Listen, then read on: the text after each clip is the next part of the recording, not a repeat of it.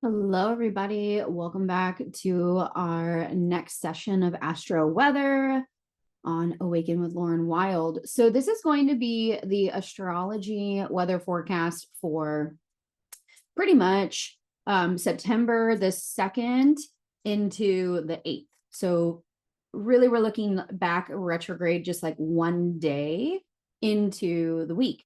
And the reason for that is because we need to remember tomorrow or yesterday, sorry, because of the fact that we had our new moon in Virgo, and that was important. Now, granted, I just want to be clear. I've talked about that particular lunation quite a lot in the other two previous astro forecast sessions. So I'm not going to dive too deep into it other than kind of naming some of the themes that we're moving into over the next 28-day cycle, but really the next 6-month cycle. And so let's go ahead and dive into it. I'm Lauren Wild. I'm your embodied astrologer.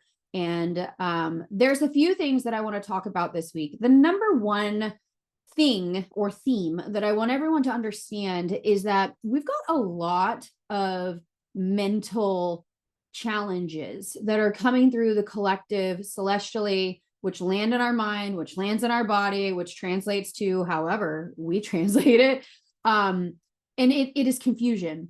And I want to talk about why just right after I talk about this new moon in Virgo and what I think a lot of the themes are going to be. So the sun is in Virgo. Yesterday we had the new moon at 11 degrees of Virgo, exactly conjunct the moon. That's what makes a new moon.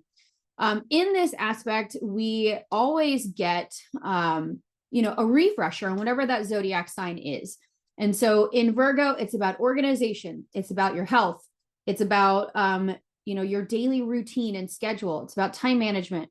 It's about your big to-do list. All right. It's very productive, and it is different than the mutable signs in the way that, it is extremely curious, but it is curious because it wants the data. It wants the details. It wants to make some conclusions about things and build on top of them. All right. It's very much the scientist of the zodiac, much like Gemini, but different because Gemini is infinitely curious, whereas Virgo wants the facts. All right. So when we had this new moon in Virgo yesterday on September the 2nd, it's very much about establishing a 28-day cycle, because that's how long the new moon cycle lasts until we hit our new moon in Libra. But really, even beyond that, it's a 6-month cycle until we have the full moon in Virgo, which is usually in February. So what we do when we get to new moons is unconsciously or consciously, whether you're working with moon cycles or not, you probably are if you're listening to this podcast or watching me here on YouTube, then what you need to understand is that new moons are times to plant seeds. And you want to plant a seed intentionally around the themes of the zodiac sign that it's in. Again, Virgo, organization, health, productivity, management, and long-term goals for success, right? Like many of the earth signs. Taurus is very financially driven.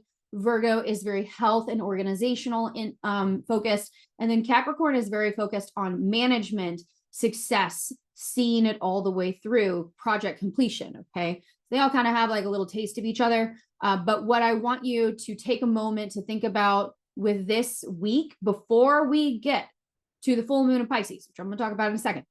I want you to set some sort of intention around your health, your routines, or your projects like that are required to have a very foundational beginning point.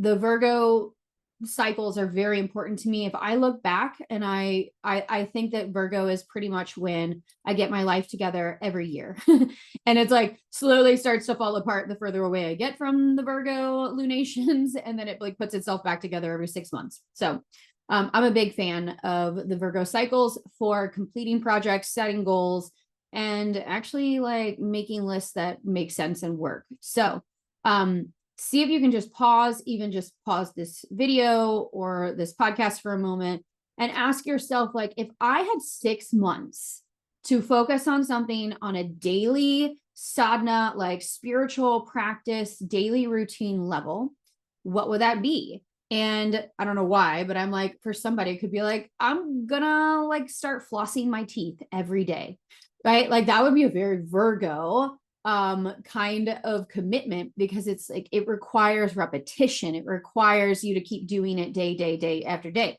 It could be like, I'm going to get up 10 minutes early and I'm going to journal and I'm going to pull a card before I look at my phone. And then you just start to stack those routines until they become very much who you are. That would be something that I would encourage you to do before you even continue, because that's the bigger cycle that we're in. All right. For this session. All right. So today I'm recording here on September, Tuesday, the 3rd. So we're back in present time awareness. And at about midnight Eastern Standard Time, we had Mars move into 29 degrees of Gemini, creates the anaretic degree, the karmic degree, and it is in an exact square to Neptune retrograde at 29 degrees of Pisces, AKA confusion, paranoia, weird dreams, weird like pit of stomach, hole in heart, like nostalgia. It's kind of this weird longing. It can also make us feel confused, emotional, anxious driven, and it can really cloud our judgments. So it's not necessarily going to be the clearest week for logic. I'm just going to say that as it is. And unfortunately, I don't know when we're going to get back into really clear logic oriented energy from this point, because yesterday, well, until we get past eclipse season, which will be middle of October. Because once we had the exaction of the new moon, it officially put us into eclipse season energy. So as of now, the next lunation we have is a lunar eclipse, meaning it is a letting go. When we have a lunar eclipse, that is the karmic release point. It's going to be at 25 degrees of Pisces. So wherever 25 degrees of Pisces is in your chart, give or take, 3 degrees on either side, it's going to tell you a lot about something that you're starting to let go of. All right. And release and surrender, because Pisces is all about surrender and flow. It is the yin of yin. It is the feminine of feminine. So there's something you're going to have to surrender that requires you to have faith and trust in something bigger than you to get through it. And that is what Pisces does. Right. And so what you need to understand though, is that once we get into eclipse season and you add in a lot of very mental driven zodiac transits, like zodiac signs that are very mental oriented. A lot of everything that's going on this week is about Mars, and Mars is in an air sign. It's about to move into Cancer though. We also have a lot of Mercury, Uranus. We've got some hard aspects this week, which you don't necessarily need to understand. Here's what you need to know. This week requires some caution around our mindsets, our choices, and our communication styles. Like if you could just like internalize that, you would do well. And a lot of it is understanding that we're still moving through the retro shade. So Mercury is direct, but it has a 2-week period of time that we are practicing all the things that got pulled up during Mercury retrograde. And now we're being put into present moment awareness of all of that information here and now. That's like, all right, are you going to learn the lesson? Are you going to complete the lesson? Right. And it was in Leo. And so we're really, moving our way back into application. Does that work? Does it not work? So right before the eclipse, Mercury gets back into its direct energy. We're in new, fresh energy for a few days, and then we're in eclipse season. And technically we already are in eclipse season, just so you know. You may feel like a sense of sadness, a sense of nostalgia. Please make sure you go back and listen to the last session I did called Buckle Up Buttercup. And I go into a lot of detail about that. One of the things I also want to share is how when we have a Pisces transit, or we have a lot of like challenging aspects that are in kind of watery signs or air-driven signs, is that I'm a channel. I'm a celestial channel, meaning I channel what the stars download in my consciousness, and I try my best to speak it to you guys so that you know how to feel it in your body, or it not know how to feel it, but know how to attune to it, right? So you know what to do with it. Much like, if you were watching the actual weather channel and they said it's hurricane season, you might think a little harder about, booking a cruise during prime hurricane season, right? You just might make different choices. It's a lot like that in astrological weather. And my best attempt is to create a bit of an astro weather report so you can make wise choices and and really move forward in an empowered and sovereign way. Like, drop the mic right there if we needed to. But with Mars square Neptune, then today, also September the 3rd, we've got Venus at 6 degrees of Libra, which is an exact conjunction to Black Moon Lilith in Libra, as well as the South Node in Libra. Again, we're in this karmic release point. The South Node is K2. It is the tail of the dragon, the tail of the serpent. Something is getting let go of in some sort of relationship dynamic. There could be a misimbalance of power structures. There could be this awareness that comes up that is recognizing where we might feel bound in certain relationship dynamics, where we need to express ourselves more clearly in certain relationship dynamics. There could be legal proceedings because of Libra.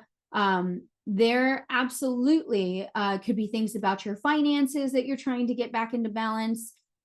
Your beauty, your aesthetic. You may feel like this big drive to kind of want to overhaul your the way that you dress. That's also Venus, Black Moon Lilith in Libra to empower you. You may feel a drive to be like, I dress like a little sexier today. I want to wear black today. That would be very much Venus in conjunction with Black Moon Lilith.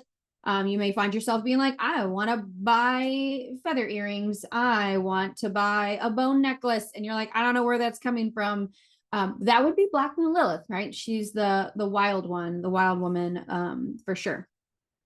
All right, so tomorrow is Wednesday, September the 4th. The moon's going to enter Libra, and it's going to come in that conjunction with Venus, Black Moon Lilith, and the South Node. And also Mars is going to quincunx Pluto. So Mars is going to start to move into Cancer and ingress 0 degrees of Cancer tomorrow as well, which can bring up some passive aggressiveness, which isn't necessarily like the greatest energy when we've also had Mercury retrograde going direct, which is trying to sort itself out. We had Mars square Neptune creating a bunch of confusion and possibly paranoia and weird sleep schedules, weird dreams. Then we have Moon in Libra, which is all about communications and wanting to talk things out about communication. Mars in Cancer, which Mars in Cancer is extremely passive aggressive. Okay. Cancer is the crab. It literally doesn't do anything direct. It is a side walker, meaning it moves sideways. It is a wonderful opportunity, I'm making quotation marks if you're podcasting, to have a misunderstanding that is quite emotional and potentially even volatile. And then we get a day or two of some relative, I don't want to say peace, because you're probably like processing these relational things that are coming up. But we get all the way until Saturday, September 7th.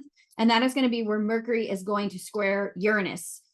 This is where it is direct. So it's not fully back at its start point at 8 degrees of Virgo yet. This is shadow version of Mercury at 27 degrees of Leo. And then we have Uranus, which is freshly retrograde at 27 degrees of Taurus. So when you take those two, it's something from the past that is going to need to get worked out into completion. Taurus and Leo they're both fixed signs. They can be very stubborn. It can be very dramatic. So just keep that in mind, be patient, be flexible.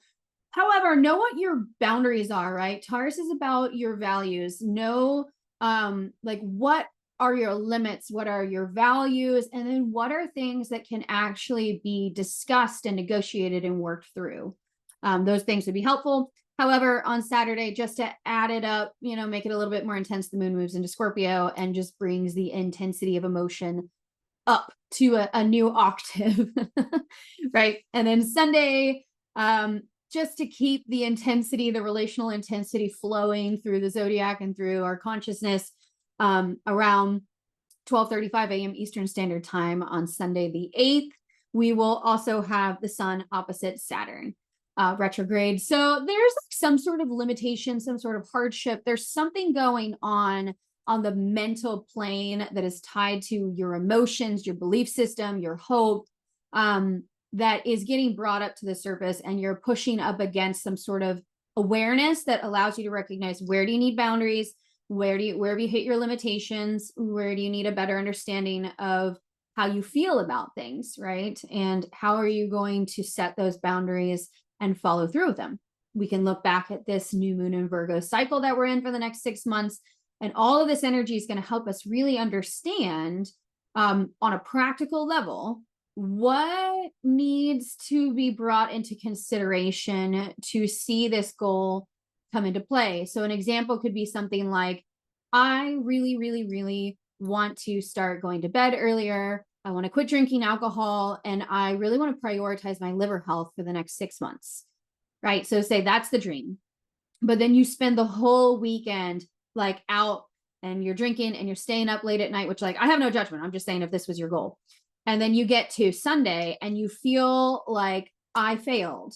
So with Saturn, it's not about giving up. It's about taking responsibility for how and why you failed. Were you surrounded by people that didn't value your new direction? Were you surrounded by people that did, but you chose it anyways? Regardless, something is going to come up into your awareness that you need to take responsibility for, structure your life to align with your goals, and then set boundaries. Like, I don't go out on the weekends past 8 and I don't have more than 1 glass of wine, or I'm not drinking for 6 months. That's it. And what happens when we do this is that we may not recognize that we're setting ourselves up for a whole 6-month journey. That is, maybe we recognize the people we're surrounding ourselves with might not be the most aligned people anymore. And when we made this decision to live like this, those people got eclipsed out. I don't know. We'll see. But I wanted to share those little examples with you guys. So if I could just wrap it up and share just a couple of like my major thoughts is relationship intensity is definitely on the line. Looking at where Libra is in your chart will help you understand what kinds of relationships are going to be a little tense this week. The other thing is recognizing that there is a lot of opportunity for misunderstanding, miscommunication, and some flair for drama. So just be mindful of that. Like, it's underneath the surface, especially with the South Node in there, with Mars in Cancer. That's like old shit, okay? That's like old. You didn't even know that was still a thing. But Mars in Cancer is the record keeper of the zodiac. It's your mad mother that remembers when you broke her favorite vase when you were 3 years old and she brings it up all the time. It's that kind of stuff, right? It's old stuff getting brought up to the surface. So I hope that is helpful for you. We are officially 2 weeks away from our first eclipse in the eclipse season this year. It'll be at 25 degrees of Pisces. And then 2 weeks after that, we'll have our solar eclipse at 10 degrees of Libra in a conjunction of Black Moon Lilith. If you're interested in learning about these more and you are listening in the month of September, then you're in luck, because I'm doing a 3-part series webinar. It actually starts tonight, September the 3rd. But there is, you can always come to the second and the third one. But tonight we're going to talk about Mercury retrograde integration. Our second session, we're going to talk about the lunar eclipse in Pisces. And the third, we're going to talk about the solar eclipse in Aries. If you have any interest in that, make sure you check the description box below and you register. You have to register to get the link. It's from 6 to 7 Eastern Standard Time. And I hope that I get to see you there. If not, and this is where our journey ends, I bless you. And I hope that this Virgo new moon cycle serves you well and allows it to be healing and practical in the foundations that you're working towards your overall health, however that lands for you. All right, guys, I will see you next week. Until then, bye-bye.